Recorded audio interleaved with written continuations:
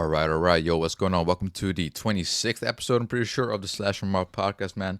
We're back again. You already know how it is, man. Once a month, we're here again. Going in, more than 2 years strong.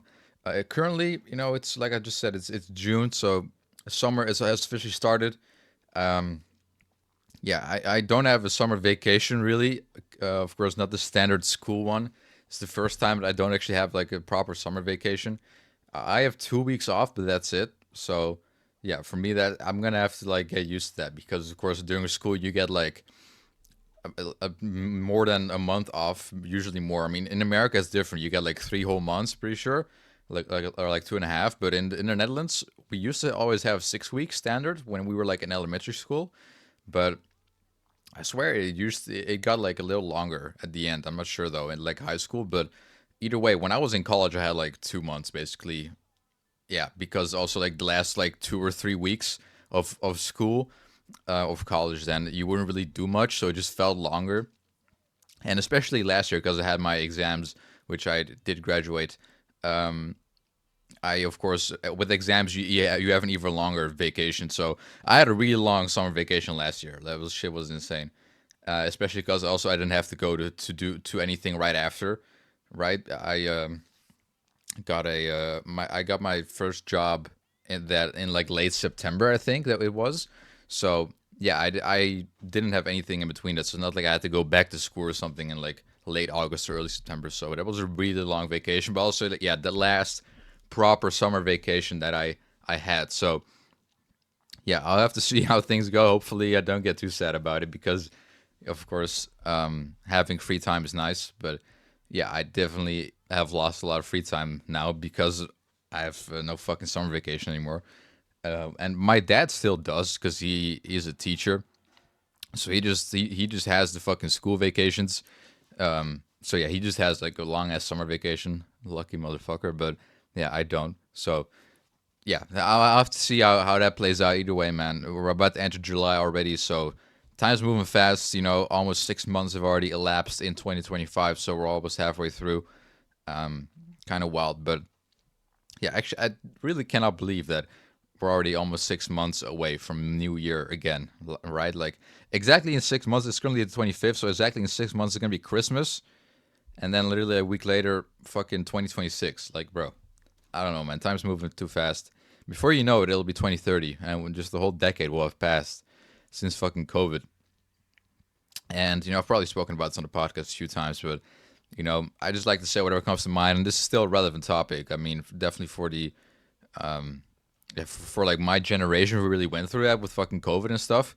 I really do feel like that's really left an impact. Of course, I don't know how other generations went through certain areas or certain periods in their life, but I really do still feel like mentally somewhere stuck in that time.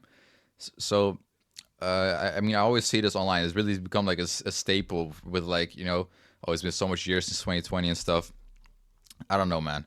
It does kind of feel like time froze in a way, and it definitely kind of did, right? I mean, we with the quarantine and stuff, time like I think it might have been like the closest to like actual sort of like quote unquote time freeze that the world's ever had because everyone was just like not going out and doing stuff. Everyone's just at home, and I guess the effects of quarantine and the whole COVID situation probably won't really be known until much later, but I definitely do feel like that's had an impact on people and even on myself. I used to not really think much about it, but now that more time has passed, it's definitely a very unique situation in history. Of course, it never happened before, as far as I'm concerned.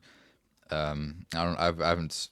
I'm not aware of anything else that's ever reached such a fucking level. But yeah, I don't know, man. Just wild stuff. Anyways, man, we're deep in 2025. Let's just get into the episode for today, man. Enough yapping. So a lot has happened this past month in regards to politics, right? Like a lot. Um, we currently have the NATO top. I don't know if it's called top in English too, but it's called the NAVO top in Dutch. So I'm just gonna call it the NATO top. With Donald Trump coming over and stuff. We'll get into that in a second because there was other drama as well with Donald Trump and Elon Musk.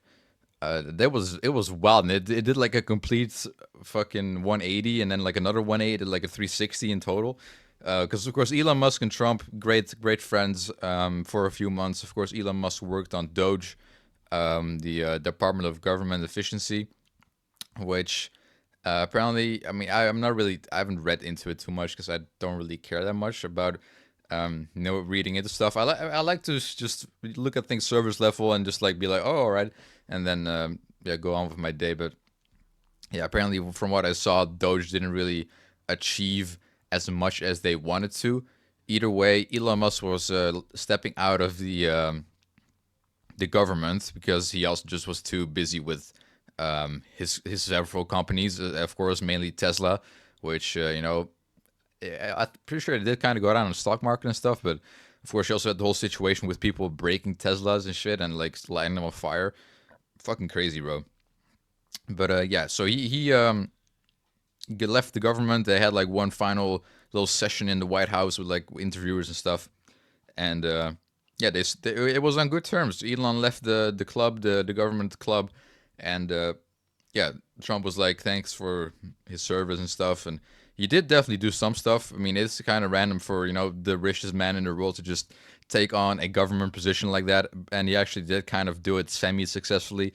Like I said, I heard that apparently he didn't really reach any of the targets, but he did definitely do some stuff. And yeah, so that was all good. It was kind of expected, of course, like I said, with Elon and several other companies that he just has to, spend a lot of time on. But then suddenly things got wild, right? I don't really remember what exactly led to this, but first of all, even before stepping out of the government, Elon Musk was heavily criticizing this new big bill thing from Trump, which was like a way to improve the economy somehow. I'm not really sure what it all entails, but either way, apparently Trump had like this idea of a big bill, and according to Elon Musk, it was a terrible idea, and it would only cost more money. So I saw like a meme was like, which was saying like Trump's idea to save money is to spend more money. So apparently the big bill was some sort of you know thing where you would have to spend more money, and then somehow Trump was like, it's going to save the economics. Either way, I haven't really heard anything about the big bill since.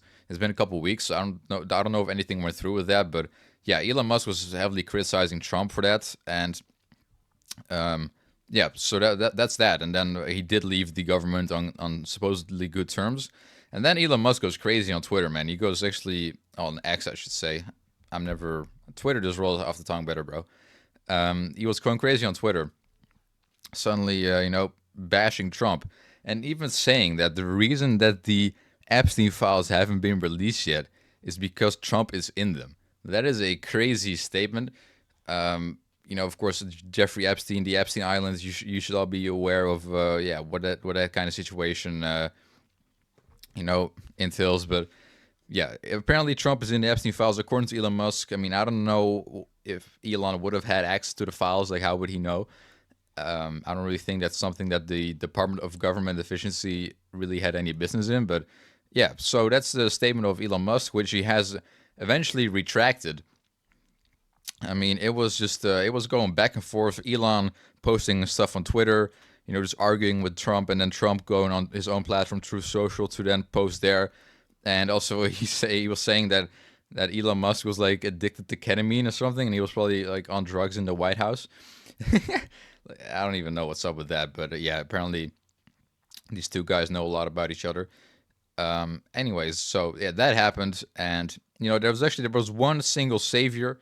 I mean, Elon Musk was going crazy. He was talking about like shutting down some sort of space program or something, and then so one guy replied to that tweet, like saying something like, this is going out of hand. You should just talk it out before it gets worse, something along those lines. And Elon Musk actually replied, "Yeah, you're probably right." So this was this one random guy who replied to Elon's tweet, and Elon actually saw it and actually decided to slow down after that. He just randomly he might have saved the world, bro. Who knows what could have happened? It could have escalated way further.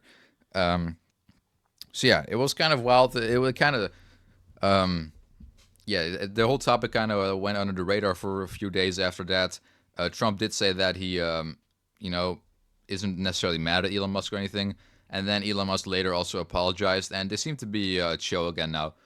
Kind of crazy to bounce back from saying that Trump is in the Epstein files to being cool with him again.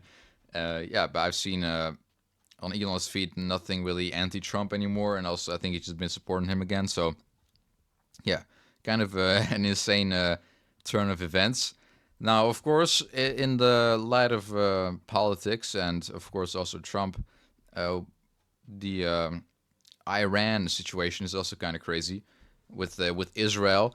Now, this is kind of an interesting topic too because, of course, Israel. I mean, it's currently the 25th, like I said. Like, with these kind of topics, I'm probably gonna upload this video tomorrow. With these kind of topics, things can change within an hour. Like, someone could drop other bombs right now, and I wouldn't know. So yeah, if there's any information already outdated that I'm saying here, just know that it was recorded on 25th. Anyways, man. So yeah, Israel, by like it's been like a week and a half, maybe 2 weeks, started like bombing Israel. Not bombing Israel. Israel started bombing Iran. Is what I was trying to say.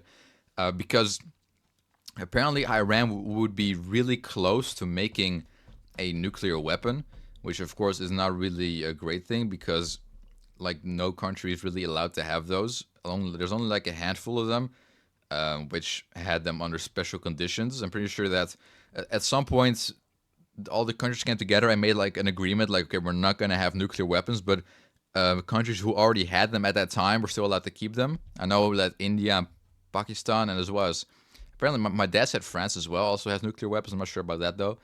I think America has them too. I mean, probably, but I'm not sure who is on that list. But there's a few exceptions. But aside from those, no one's really supposed to be doing any of that.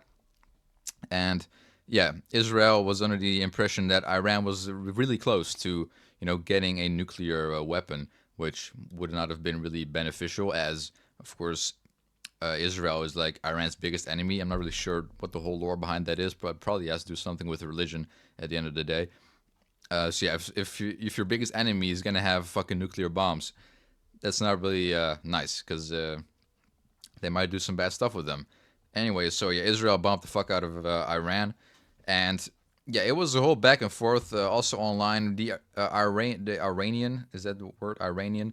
I don't know if they have a government account on Twitter or if it's just the one big guy with the beard. I don't know what pretty sure the name is like an Ayatollah or something. At least that's what they call it in Dutch. Either way, the leader of Iran, he was posting like half AI generated videos on Twitter or something, and just kept saying like stuff. Oh, they will regret this. They've made a big mistake. And actually, Israel really wanted to kill that leader, but Trump was like, "Nah, don't do that." So Trump didn't give the green light on that. But apparently, America was fully informed about these attacks before they even happened. And the thing about this attack was that Israel did not have the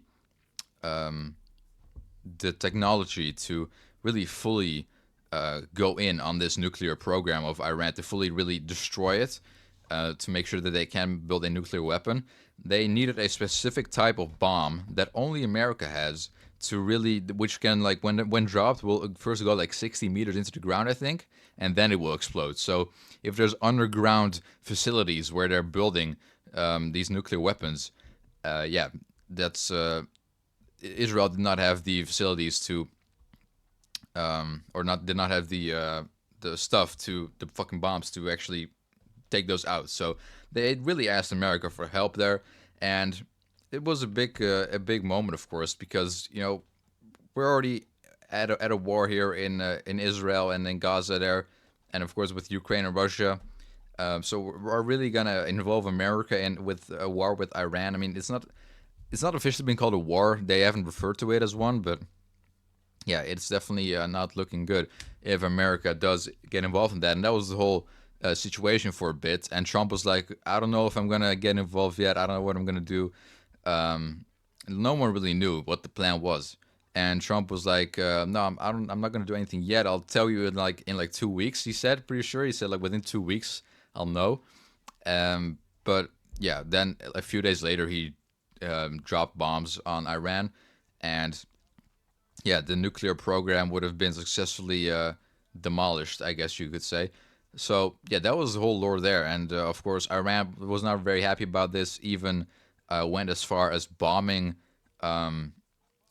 U.S. military bases in Qatar as well as Iran. Although that was not necessarily confirmed, I'm pretty sure that Iraq just said that they did it in Iran, but there wasn't any confirmation that it actually happened. But in Qatar, there was confirmation. I don't know if that's changed as of right now, but either way, Qatar wasn't happy about that either. So I don't know what the status of that is now, but yeah, the things are going wild in the Middle East, and a lot of people are not happy about Donald Trump getting involved in this war. They just think that's like it's not the America's battle to fight and whatnot, and that Trump is just kind of being a slave to Netanyahu, just doing whatever he's asked. Which I'm not really too sure what exactly is going through Trump's mind, of course. But it is said that by his own administration that oversees the situation in Iraq or Iran. Yeah, Iran. My bad. I am getting these things mixed up. In Iran, the one who oversees that, they stated in March that from their findings, there was not any sign that Iran was getting close to a nuclear weapon at all. There was no program or whatever. I don't know exactly what they said, but it's basically they stated that it was like there was no threat, basically, and that was in March, so 3 months ago. And now suddenly we're in this situation right here, and yeah, even people like news reporters were telling Trump like your own administration said in March that there was no threat, and now you're saying that there is a threat, and he was like, well, they're wrong. So he said his own administration was wrong. And then the administration also backpedaled, the spokesperson for that, and was like, okay, now they might actually be able to build a nuclear weapon within a few weeks or months. So, yeah, kind of crazy thing to backpedal on. So, yeah, what is the truth? We don't really know. But apparently, yeah, there was reason to suspect that there was a nuclear weapon in the making. And, yeah, the thing is, though, what I've also seen online is that apparently Israel has been claiming this since like the late 90s. That they've been saying since like the late 90s that Iran is close to a nuclear weapon. So yeah, I mean, what those claims really mean in 2025, we don't know. I also saw a clip of Netanyahu in like 2018 apparently, where he also said the same thing, that they're close, very close to a nuclear weapon. I mean, it's 7 years later now. I think 7 years is a pretty long time. I don't know how long it takes to build a nuclear weapon, of course, but I mean, it didn't take them 7 years back in World War II, I think. So yeah, I don't know, man. They would have already had it by then now, but maybe they are actually close. I mean, no one really knows, but it's definitely interesting. So yeah, a lot of people were also not really too hyped about Trump getting involved in this. Of course, also due to the fact that the claims might not even be real. That there might not even be a threat, and there wasn't really no real reason from an outsider perspective to believe that there is. And although it was also compared to Iraq back in, I don't know if Iraq was invaded in 2002 or 2003, but either in one of those years, of course, under Bush, yeah, they started a war in Iraq because they would allegedly have had weapons of mass destruction, and there was like a real like war, not like throwing bombs. There was like a real like war going on there at the time. So, yeah, and that ended up not being true. Apparently, Iraq did not have weapons of mass destruction, so that whole mission was just a complete waste of time. Like there was really no reason to be going there. And Trump has criticized this heavily in the past. He has criticized this thing lots. He said that going to Iraq was like one of the worst things America's ever done. Pretty sure that's what he said. Something along those lines. I just know he's critiqued it many, many times. And of course, for him to critique that many times and then, good to get involved in this situation with Iran, it's a bit ironic, of course. But yeah, should there actually be reason to suspect that they are close to a nuclear weapon, then it is, of course, good. And Netanyahu thanked Trump a lot. He was very happy about this. And, the one other person who was also very happy about this was my former Prime Minister, Mark Rutte, who is currently the boss of the NATO. And there's actually, like I said before in the episode, a NATO top, still ongoing, pretty sure, in the Netherlands right now, in Den Haag, is what the province is called. Not it's a fucking city. Yeah, the fucking city is called, where like, and it's like also like the court of like Europe is also in there. I'm not really sure how you exactly say that, but whenever like a criminal, whenever like a leader of like a country would get like evicted, it would have to like, not evicted, but it would have to like get arrested, and then would have to like go to jail maybe, or like face a trial. That shit happens in Den Haag. It's like really like the court of Europe right there. So let's say yeah, let's say just let's make up a situation here. Let's say Netanyahu would in fact be found guilty on, you know, breaking human rights laws or whatever in Palestine or Gaza, and you know he would have to actually be trialed for that, and perhaps you know, punished in some way or jailed. He would have to come here to Den Haag to the court there. I'm pretty sure that's how it goes. So that's pretty cool. Either way though, we had the NATO top here, and the NATO, of course, is a huge I don't know, you know what to call it, but a huge organization, I guess, with a lot of big countries, mostly ones in Europe. I think, yeah, they're not all in Europe because of course America's in it, but yeah, a lot of big names and a lot of involved countries. And the greatest thing about the NATO is that if one country is attacked within the NATO, it is seen as an attack on all countries, which is, of course, with an organization that big. I mean, you have like almost every EU country, I think, in that, and of course America too. So yeah, whenever you're attacking one of them, one of the NATO members, you're instantly at war with like most powerful country in the world. Which is why Ukraine was also desperately trying to get into the NATO, to, you know, be protected in case of an attack of Russia. And it's now one of the things that that Putin is demanding in the Ukraine war as well, is that, like, let's say he does end the war at some point, in like some sort of peace treaty or whatever. One of his biggest demands is that Ukraine is never allowed to join the NATO, which of course is kind of a harsh demand. But yeah, that's really a big threat for him. He does not like the NATO and does not want Ukraine to join it. And the NATO is just, yeah, a very big organization, like I said, a very strong organization. But there's been a lot of changes recently because, of course, mainly due to the war in Ukraine. It costs a lot of money, okay? Not just for the NATO, but just every country individually. And America has always been huge on military, right? They got like the biggest military in the world, I think. If not at least top 3. I think they're top 1 though, always have been, or at least for a long time. And yeah, America, you know, Trump, he's feeling like that America, compared to other nations in the NATO, does way too much for the military stuff. Like they just do way more than the rest. So he demanded that all other countries would pay 5% of all the country's income towards military funding. So they would also up their military within each country itself, and you know, whenever there is an attack, then they would also be able to participate more. I'm pretty sure currently the norm is 2%, but yeah, they want to up it to 5%, which of course is a lot of money when you're talking about the, you know, I'm not exactly sure how you say that word in English, but you know, just all the revenue a country generates. You know, 5% might seem small, but it is a lot. We're talking about like maybe billions, depending on the country. So yeah, they're gonna have to put aside a lot of money to, you know, add that extra 3%. And that was what the NATO top was mainly about in the Netherlands this week, currently still ongoing as far as I know.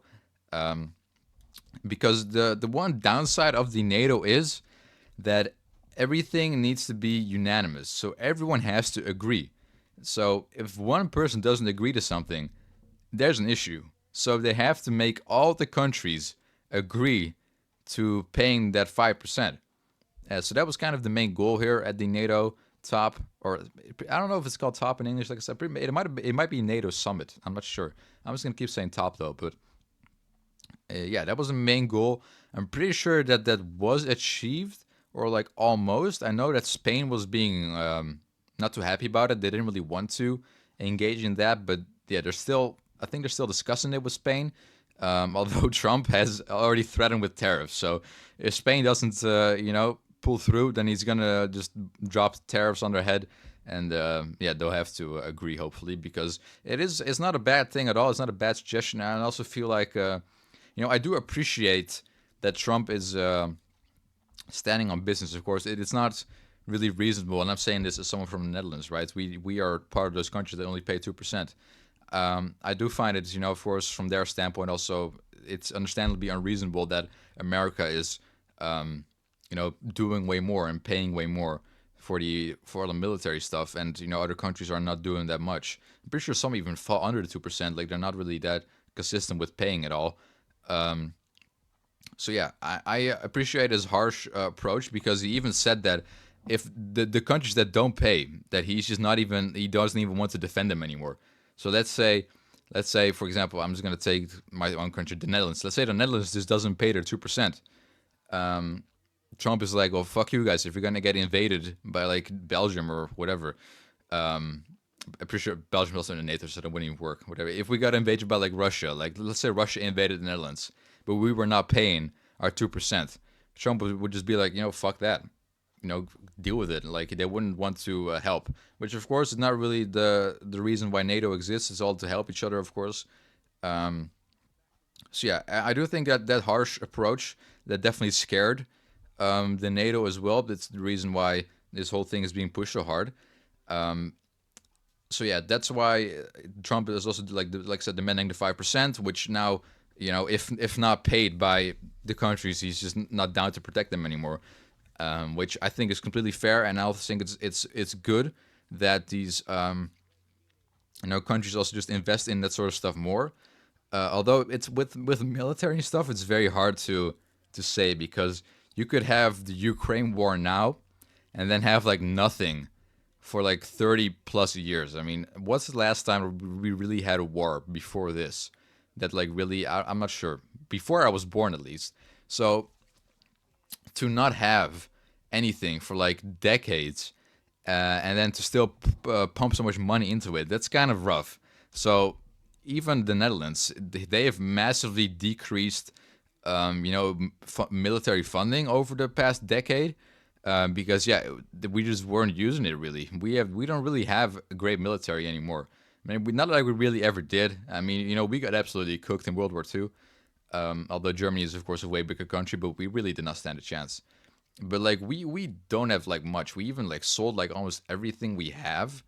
I mean, I don't know if we sold it or just gave it away. I don't fucking know what we did with it. But we only have like one tank, I'm pretty sure, and we used to have way more. So we also have like zero fucking boats or something, like like a specific deep sea thing. So yeah, we were broke, bro. We are broke on fucking military stuff. So I do appreciate the harsh approach from Trump here, because of course it is important. Although it is definitely very tough to say in a situation like this, because yeah, we might have the Ukraine war now, but then like for like 20 years after that, nothing. To keep pumping money into it, it's just kind of I don't know. It seems like a waste at the time, but yeah, maybe if we did consistently keep putting money into the military, the Ukraine war will be very different now. That's yeah, we won't know that now, but maybe if we did do that, it could have been very different. So yeah, I appreciate that, and from Trump definitely. And also the thing is that America was of course threatening to just pull out of the shit, and of course also with the Ukraine war, they were also kind of done with that, because it has just costed them a lot of money, especially because the Biden administration also gave a lot of money to Ukraine. And Trump is not really fond of that. So considering that America's already given so much, he doesn't really want to do much more there. So the NATO also kind of locked in together, like, okay, in case of America doing less, because like I said, America is so important there. In case of America doing less, we really need to be more prepared, to handle things like this without America. Now, of course, America is still just in it. They're still like in the NATO and stuff. There's not really nothing crazy happened there, but yeah, in case they do decide to stop something, we need to be prepared for that too. Because without America, the Ukraine war would have probably already been lost quite a while ago. That's just my assumption, though. But yeah, so that was the whole reason for the NATO top. And it was actually kind of funny because there was a hotel supposedly closed down for Trump and his team to come sleep there, and then apparently randomly our king, because we still have a king, our king invited Trump to sleep at our palace. So Trump has spent last night in the palace. Probably will spend tonight there again. Just in the palace of the king and queen, and we have three princesses. We don't have any princes. I mean, we do have princes, but not like sons of the king. But yeah, we do have three princesses, and yeah, a king and a queen, of course. And Trump is just living there right now, staying at the palace. He said that the breakfast was great. I'm pretty sure he said in a statement online. So that's just fucking hilarious. Yeah, kind of a rare moment, bro. Like the president of America sleeping in the king's palace. It's kind of funny. So yeah, I think that was cool. But yeah, Mark Rutte, like I mentioned him before, of course, the former prime minister of the Netherlands. He was really trying hard to pull this all together. He's really been talking kind of crazy. He said like we need to be more lethal as in NATO and stuff like that. So he's really down to like up this military program, up a notch. So yeah, hopefully, I'm pretty sure the goals are all accomplished now. Um, as far as Spain goes, it might have been like a little hiccup, but we'll see how that turns out. I do think that everything will go through though. And yeah, Mark Rutte has really been going crazy with Trump. He's like been really like thanking him lots and like praising him and stuff. And he was also thanking him for the attacks on Iran, which you know like I said, I don't know if it was really necessary to do all that because, of course, I don't know what kind of evidence there is to suggest that there would have been a nuclear weapon close to in the making. Um, but apparently, according to Mark Rutte, it was a good thing. Although he could just be saying all of this to, stay close with Trump and like be on good terms. You don't really know with politics. You don't really know if what anyone says is really serious. So he could be saying all these things and like just kind of glazing Trump, um, just to stay on good terms. So we don't really know, of course, what's really going on there. But Mark Rutte, he does seem very passionate about all the stuff, and he does seem genuinely thankful for all the stuff. So I'm really not sure if he actually really means, or if he's just trying to stay, in Trump's good book. But yeah, I guess we don't know, man, and we'll never know probably. But yeah, it's definitely interesting. And yeah, I mean that's really all about it in regards to the fucking Iran war and stuff, and the NATO top. Very big politic news right there. Um, yeah, still going down currently in my own country, which is very cool, and hopefully it'll you know all go well. Anyways, man, moving on to the next topic, I want to talk a bit about MrBeast, man. Of course, MrBeast. One of the most returning topics on this podcast. I feel like there's just some people, who on this podcast, I just like to talk about stuff that I want to talk about, right? Just things that I see passing by, and of course, I do kind of have my own kind of bubble of interests that I keep track of. Now, MrBeast is not necessarily an interest, but he is, of course, someone that I used to watch a lot. Although he is the most subscribed YouTube channel on YouTube, which that's definitely something that I do have interest in. And he just gets in a lot of drama oftentimes, which goes viral, and then I'll see it. Either way, man. Yeah, probably the three most discussed things here are Trump, MrBeast, and Kanye West. I think those three are like the three things that I discuss the most on here. But anyways, man, MrBeast apparently has some sort of own website or like app. I don't even know. I think it's just on the web page though, but called View Stats. And he launched a new feature on here, which would allow you to I almost said IA no to AI generate thumbnails in the style of any YouTuber. So he posted a little ad for this, and it featured a couple logos of several big channels.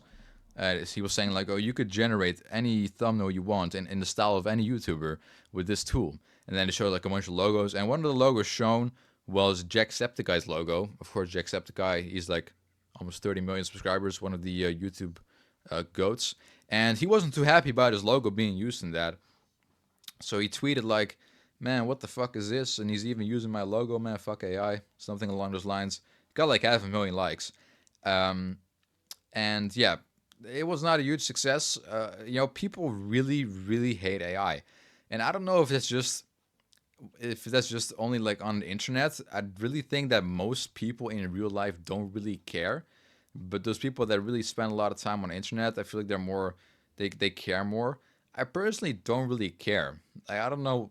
I don't really care about AI that much. I think it's interesting, but the main criticism that people had regarding this whole MrBeast AI thumbnail thing was that it's taken away the jobs from actual thumbnail makers. And Mudahar, some ordinary gamers on YouTube, he also replied, and he said like that maybe a better idea would be, instead of AI generating thumbnails in the style of any YouTuber, you would like be able to see who made the thumbnail, and then you could like contact them, the artist, to make a thumbnail for you as well. And MrBeast was like, "That's a pretty good idea. If like enough artists sign up for that shit, then he could kind of like create a funnel to get the work for them." So that's not a bad idea either. I don't think it's ever gonna happen though. But yeah, MrBeast said that the reason why he created this tool was to give smaller creators a more even playing ground, because of course MrBeast 400 million subscribers. A lot of other people also have millions of subscribers and a lot of money gained from that. They have the money to pay, professional thumbnail artists. I mean, MrBeast has like a team of 300 people working for him, right? If you're just like me or like any other smaller creator, you're not really gonna be that locked in, right? Like, so to be able to have like MrBeast said, quote unquote, an even playing ground. This thumbnail generator could definitely help with that. Easily make a high quality, good looking thumbnail, which will possibly help you in the algorithm.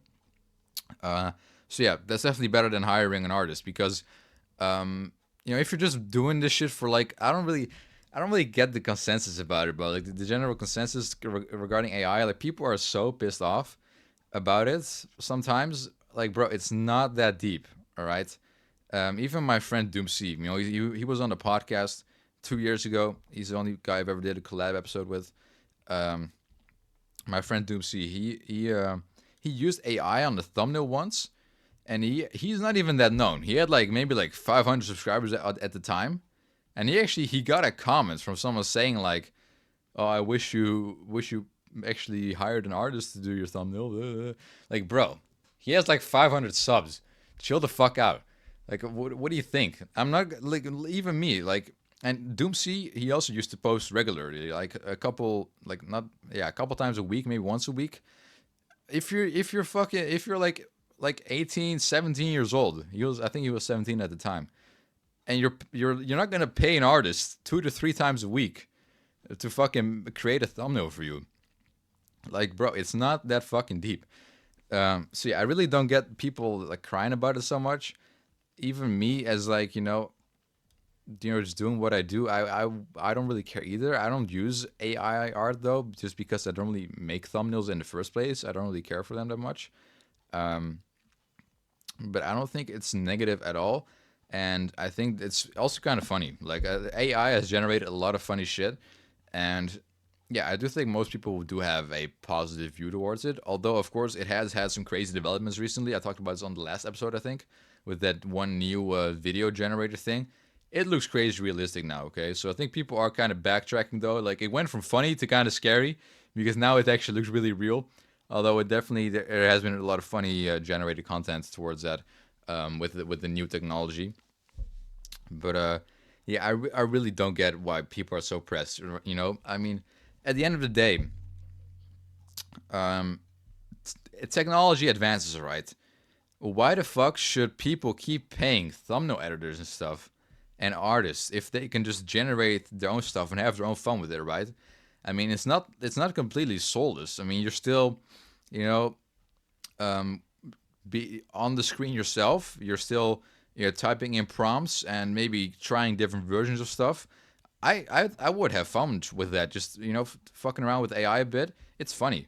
I sometimes I never really created images, but I sometimes will chat with AI Not that much though. I mean, I don't want to sound like a weirdo who just chats with AI all day. But I sometimes when I'm bored, not that often though, I will have a couple of messages exchanged with AI, and yeah, it is kind of funny. But yeah, even with image generating, it's just I don't know. I think that it's funny that not even funny, but also just nice that anyone can just do that, right? And you know, ask the AIs. You know, you can really mold the prompts and get basically anything you want, really, any specific style, and you know, at the end of the day, AI might be able to nail exactly what you want better than what an artist could, and that's not just even necessarily a diss on the artist or whatever. It's just that you know maybe it will generate something that an artist just would not be able to create. But of course, it goes both ways, and of course, there's certain artists who create a bunch of shit that AI is not even close to replicating successfully. So yeah, I don't really think it's that bad though. And like I said, technology just advances, bro. I mean, you know, when you look at let's go to like the oldest like quote unquote job in the world, right? Um, like farming, all right. Let's say you have a very you have like I don't know how much 1 acre is, but let's say you have like a couple hundred acres of land. I think that's quite a bit, and you know it's planted with carrots and other crops or whatever. Now, like 400 years ago, you would have like a bunch of workers you would have to hire, unless you're going to go over all those 100 acres yourself, but probably not, because I think that is quite big. Let's say you would have a couple workers hired to, you know, pick all the crops for you, to harvest everything whenever everything's fully grown, and then of course you got to pay them, and yeah, that's that. All right, so that's how it would go. You know, you have a lot of land, a lot of crops. You're back in the fucking 1600s or whatever. You hire a couple people to harvest that shit. All right, I think that's how it used to go. I'm not sure, unless people really just did it by themselves. But I think if you have a lot of land, it's not really achievable. Anyways, yeah. Fast forward to I think it's like the 1800s, maybe not, definitely the 1800s, when the whole whatever revolution started, and all the machines got built and stuff. Suddenly you're not gonna have to hire those harvesters anymore, because there's now fucking automated machines which will just do it for you, right? I mean, were people complaining back then, like, oh no, stop with the machines, you're taking the job away from harvesters? Like, maybe they were complaining like that, but at the end of the day, who the fuck cares now, right? I mean, technology just advances. You can't do anything about it. As soon as something is more efficient than the other thing and cheaper, it's just bound to win. Okay, like there's nothing you can really do about it. So yeah, that's just my take on it. And like with my example with farmers and harvesters, whatever, that might be a bad example, but there's probably a dozen of fucking examples you could come up with, which follow a similar thing, right? I mean, something is a job of someone, and there becomes some sort of technological advancement in that, and now that job is not necessarily needed anymore. It just happens. So the whole thing with artists and I don't really care about it, bro. Like, I think people are being too fucking dramatic about it, and I think that they should just take their losses if AI does take over. Now, first of all, I don't think AI is ever going to fully take over. There will always be people who, will also appreciate maybe the human contact of it. And of course, if you're like a big company, like I don't think Apple, let's say Apple is trying to do some sort of advertisement or some sort of a special event for a product or something, and they need like certain art for it, like sort of certain marketing.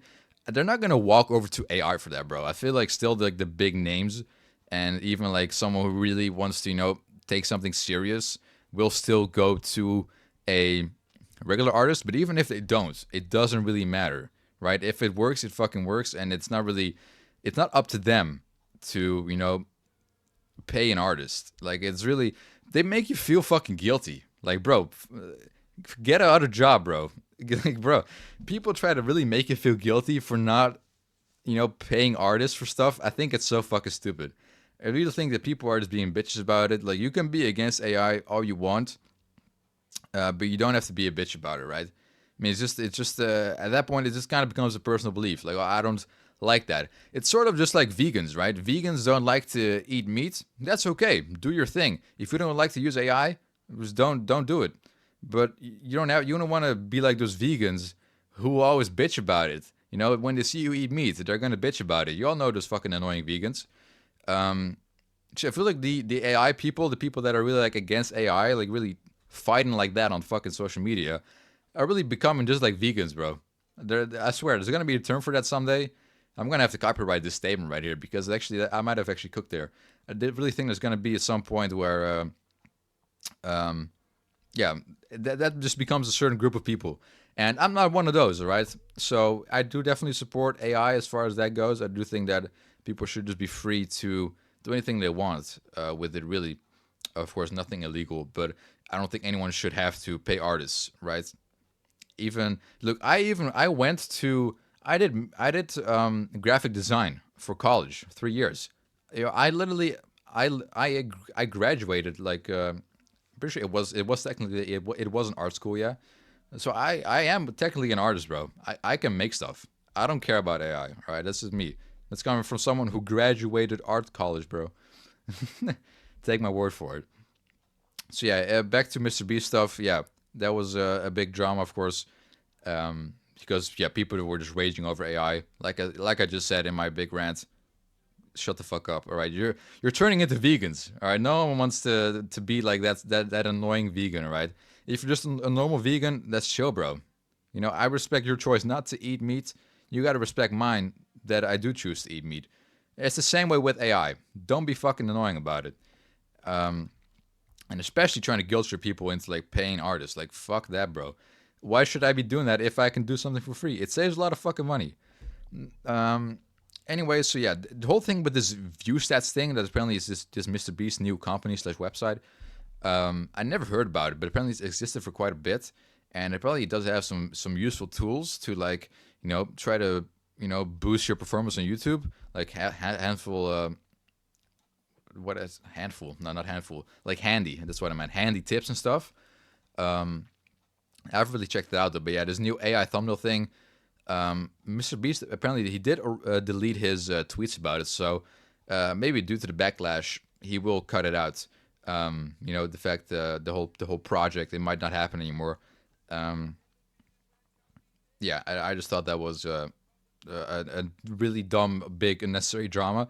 Of course, the fact that it's about okay, it is a fair criticism though, because I don't think that there should be a tool like that which can specifically, because he said you can type in any channel and you can create thumbnails in that style. I don't really think that is really a great idea, because that really does at that point just turn into straight up copying, which of course is also a big argument with the AI thing, but I'll talk about it a bit more in a second. But yeah, of course with copying, if you're literally typing in on the thing Jacksepticeye, you're selecting Jacksepticeye's channel, and you're gonna generate thumbnails in his style. It does kind of become just plagiarism at that point.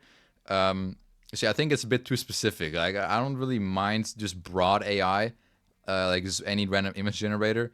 But if you're really getting into specific things, I mean, it does kind of, I don't know. I don't really like the whole idea of this tool. If it was just a random thumbnail generator, not random as in just generating anything, but just like a regular one where you could just type in, a prompt and it would generate the thumbnail for you. I don't think that's bad at all. I don't really understand how that would work either though, because unless you're like MrBeast, of course, MrBeast has like crazy thumbnails, but if you're just like Jacksepticeye is just a gaming YouTuber, right? Let's say he plays like a random game, like Five Nights at Freddy's, right? But you're playing Minecraft. How would the AI incorporate his like horror videos thumbnails into a fucking Minecraft thing, or would the content of you really need to be similar to the person that you're taking the thumbnail ideas from? I don't know, man. Either way, I kind of rambled there, but yeah, it is kind of weird though, the whole tool, the whole idea, and not really sure how that will work. Of course, with regular thumbnail makers, they also take inspiration from other creators, of course. So I mean, yeah, when you look at the Mr. Beastification of YouTube, right? We all know there's Mr. Beast thumbnails, and a lot of people definitely started copying his content style and his thumbnails.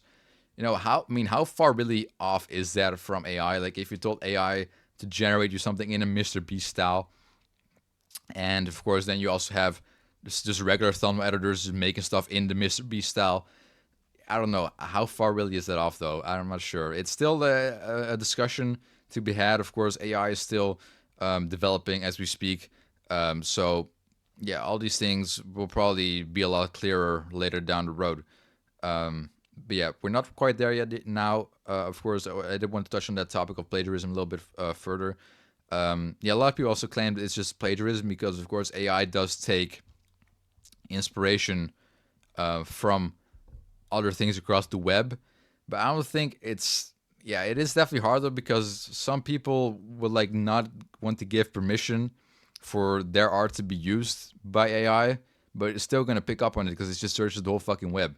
So yeah, I think that with most generations though, with most image generations, that's not really the case though. I just think that whenever you take, let's say, just a random image, you just generate something random. I don't really think that it's gonna really incorporate any random thing that someone's made, like, to a recognizable point, right? I mean, AI searches a lot of different sources, takes a lot of different, little bits and pieces of stuff. I don't think that anything would really be that, recognizable that you really, oh, that's my piece of art. I know it's happened before, I'm pretty sure, but it's true. It's really rare. So it is still, that's definitely still a tough discussion. I do think that whenever there are, whenever we learn more about AI, and then whenever there are maybe like more proper guidelines for this sort of stuff, that will maybe like, come to light a bit more. So that's definitely still a good argument, but for the rest, I'm still going to stand on everything I said earlier. The one thing is, though, of course, you did have that whole Studio Ghibli hype earlier this year. That is just definitely, that's literally copying someone's style, right? So yeah, that's definitely a different thing as well. I do think that if the guy that created that style, if he actually has like some sort of copyright to it, that should definitely not be allowed to be generated then by that point, if he doesn't want that to. But yeah, it's still tough with the old copyright things. Yeah, I stand on everything I said earlier. Although this MrBeast AI thumbnail generated thing was definitely kind of goofy. Anyways, man, last thing I want to discuss in this episode. Actually, I'll discuss two more things, right? First of all, I want to discuss the Eurovision 2025 kind of briefly. It's already been like over a month since it happened because I recorded my last episode like right before it. So it's already kind of late. So no one probably even cares anymore. But yeah, it was kind of goofy this year. I don't even remember who fucking won. Wait, who the fuck? Oh, no, I'm pretty sure. Wait, who won Eurovision? It's so long, I don't even remember, bro. I wrote it down in my notes, like, talk about this. But wait, Austria. Yeah, I remember now. Yeah, okay. This is actually, I remember it now. So Eurovision, we actually did this thing with my family this year. There was like an app we could use, and you could like join a group together, and you could like rate each song, and you could like rate it based on performance as well as the outfit, as well as the singing, as well as the stage, and I think that was it. There was like the four categories, something along those lines. So yeah, we did that all with the family. Yeah, it was pretty fun. And the funny thing is that Austria, the one that won, my dad, that was the only country that he gave a 10 out of 10 score to, right? So he predicted it, bro. It was definitely high up there for me too. I did like, I don't know why, but I was really gravitating more towards those more popular songs. I really thought that Spain and some other ones. I'm not really sure anymore because it's been so long. But do remember Spain being pretty high up on my personal list.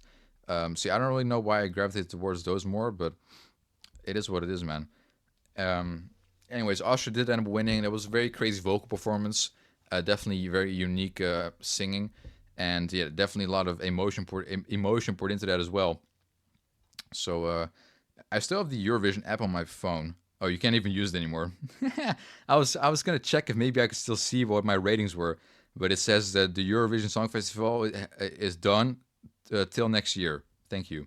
So I cannot even see my scores anymore. Anyways, I did like some of those more popular female artists. For some reason, I don't know, they just hit different, man.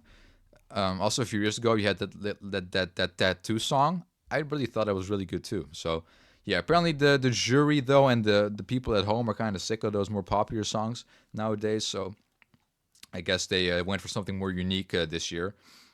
Still, of course, the Netherlands big drama last year. I talked about it last year with Joost Klein, the whole Eurovision drama. You should watch back that episode or read up on it if you aren't familiar. Of course, the Netherlands was back this year. It was still, at the time uncertain if we were going to go back, but we did go back. We placed like 12th or something, which was not really, what we hoped for. Of course, we hoped for to get as high as possible, but we didn't really have a great song, right? It wasn't really that great. And motherfuckers keep playing on the radio, man. Especially like the week after it ended.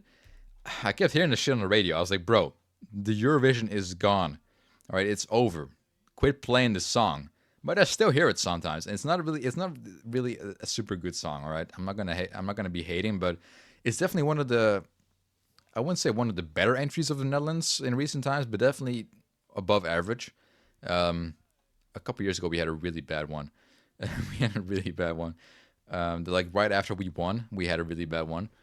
But yeah, the Netherlands did decent. I mean, the guy is really nice. The artist. So shout out to him. Can't really say anything negative about that. But yeah, Austria did win, and it was a really good performance. So they definitely deserved it. There was a big drama though, just like last year, with a certain country who was participating. Could you guess which country? I'm sure you can guess it. Israel. Yeah, big drama with Israel once again because, they actually got second place, and they almost won. Like they were on first place, but then they still had to get the public vote for Switzerland, and Switzerland pulled through. They beat Israel by quite a bit. So yeah, Israel's still a controversial country, of course, mainly due to the war in Gaza. Not a great war. I do not support it at all. I've talked about that before. On the previous episode as well. I think that was the previous episode. I spoke a lot about wars on the previous episode. I was like, man, we got to stop all this. And what happens next? We got this whole shit in Iran going on. What the fuck? Anyways, man. So yeah, they got a lot of fucking votes from the public. Of course, with the Eurovision, you have votes from juries and votes from the public. First, the jury votes get announced, and then the public votes. Israel had like, I think it was like an average rating, average placement when it came to the jury. But when it came to the public, a lot of people voted Israel. I mean, you'd be surprised how much people support Israel. Like a lot of people apparently. Maybe it is really the silent majority. And they even got like 15 points from the Netherlands, from the UK. They got points from everyone. But the thing is that also my friend said to me, which actually kind of makes sense. You got to think about it like this, right? People who support Israel, they only have one person to vote for, right? Only one country to vote for. People who support Israel are just going to vote Israel, right? Even though it has nothing to do with the music, they're just voting Israel because of the fucking war, and they support Israel. And they know that Israel is hated by most of the Eurovision people. They just vote Israel out of spite, maybe, or just indeed to show support for Israel. The thing is, though, with countries that don't, with people that don't support Israel, they still have all the other countries to choose from, right? It's not like every Israel supporter votes Israel, and everyone that doesn't support Israel votes a specific country. Because if that was the case, then the votes would be completely different, of course. But the votes of everyone that doesn't vote Israel is spread across like over 20 different countries. So the fact that Israel comes out on top is not really super surprising in that case, because like I said, the votes of people who aren't voting are very spread apart. And those Israel supporters are just really loyally, voting Israel all their fucking points. And I even saw people using like different credit cards and stuff to vote even more. Like people are glazing hard, bro. They were really glazing Israel. So yeah, they won. Didn't win. They got second place. Of course, they did win the public vote by quite a margin. But they were like 1 or 2 points. I don't remember. Like maybe like 1 or 5 points ahead of Latvia. I'm pretty sure the country was, which had I'm pretty sure his name is Tommy Cash. who did like the espresso song, espresso macchiato, that fucking song.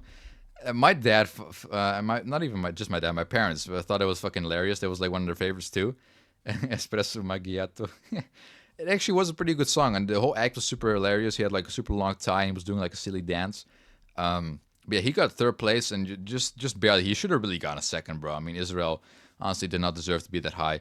Just talking from a purely musical standpoint, I did think Israel's pretty good though, right? I'm not trying to be biased either. Of course, you have the one side of people who will support Israel, give them all their votes no matter how fucking shit the song is. But you also have the other side that just will not acknowledge, when the song is good, despite it being good. They'll still, just because it's Israel, just bash everything, which I don't think either side is really right in that case. But yeah, I did like that. I did think Israel's song was pretty decent. But I think Latvia should definitely been second. It was very close. But yeah, Switzerland won. Pretty. It wasn't that great of Eurovision. Also, the winner from last year had a new song. It was kind of weird. All right, that's all I'll say. I already forgot what that guy's name is. Anyways, man, that's all I want to talk about in regards to the Eurovision. Last topic here, just paying my respects to a certain individual who's no longer with us, Brian Wilson, man. Yeah, if you don't know who he is, you should definitely read up on him. I'm pretty sure he died on June 12th. Yeah, at 83 years old, I'm pretty sure.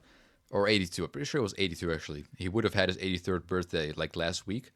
Brian Wilson was the, yeah, apparently, I think officially he's the co-founder of the Beach Boys, which was in the 60s, like, the most popular band in the United States, as far as I'm aware.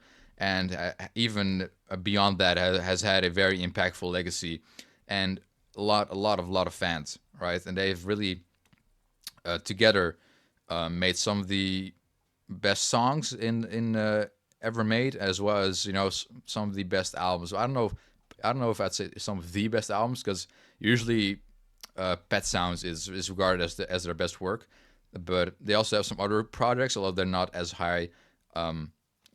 In certain rankings or just in terms of quality, which for my personal enjoyment, I do think that Pet Sounds is ultimately their best. And the thing is with Brian Wilson, like I said, he's not just any member, he's really the co-founder of it all. Dubbed by many as just literally the owner of the Beach Boys, like the main guy. He was by far the most talented, and he really carried that band a lot as well. Pet Sounds, the most highly regarded album from the Beach Boys. I'm pretty sure it was ranked the number 2 greatest album of all time in like Rolling Stone's 2015 top 500 albums list, something like that. I don't know when that list dropped. Maybe it might have been 2015. Anyways, that was basically his album. One of the singles even dropped as like a solo effort, so like he literally dropped it on his own name. So yeah, the Pet Sounds was kind of just his project. And of course, we also have the infamous Smile album, which was not finished at the time due to Brian Wilson's mental state kind of suffering. He was not doing very well, and he couldn't finish that album, which really tore him apart. But he did end up finishing it in 2004. So it took like more than 35 years to finish, almost 40 years in the making. But it did finally get released in 2004, and I think that Smile, Brian Wilson's version is absolutely amazing. I do definitely prefer it over the archival release, the sessions from 2011 that the Beach Boys released officially. I definitely prefer Brian Wilson's version of it. I think it's fantastic. But yeah, rest in peace to Brian Wilson, man. He definitely struggled a lot during his time at the Beach Boys as well, because there was a lot of, when you have a band, there's often, there's a bit of arguments between people, between creative choices and stuff. Now, Pet Sounds, it didn't sell very well. I mean, it went like number 10 or something at the time, or maybe a little higher. But yeah, that was not great for Beach Boys numbers. So yeah, one of the other guys in the band, Mike Love, who was very hated by a lot of people in the Beach Boys community, he didn't really like that whole approach that Brian Wilson was doing, and he also didn't really like the whole Smile album, which is now by a lot of people also regarded as better than Pet Sounds, right? Even the sessions alone. I mean, it wasn't even finished at the time. It still hasn't really been finished, except for Brian Wilson's version in 2004. But yeah, that album basically, a lot of people blame Mike Love for that album not being finished properly, and of course not really contributing to helping Brian's mental state. I mean, if you're getting a backlash from your band members in regards to stuff that you're making, right, a certain direction you want to take, and you're getting backlash from that, it's not really gonna really help. So a lot of people do blame Mike Love, for not really being supportive in those years. I'm pretty sure I'm not really fully caught up to the Beach Boys lore, but yeah. Anyways, man, Brian Wilson, very important musician. Definitely has made some of the best songs ever, and even made some of the best albums ever. Even Pet Sounds and Smile are both, in my opinion, some of the best albums ever. So the 2004 version then of Smile, and rest in peace, man.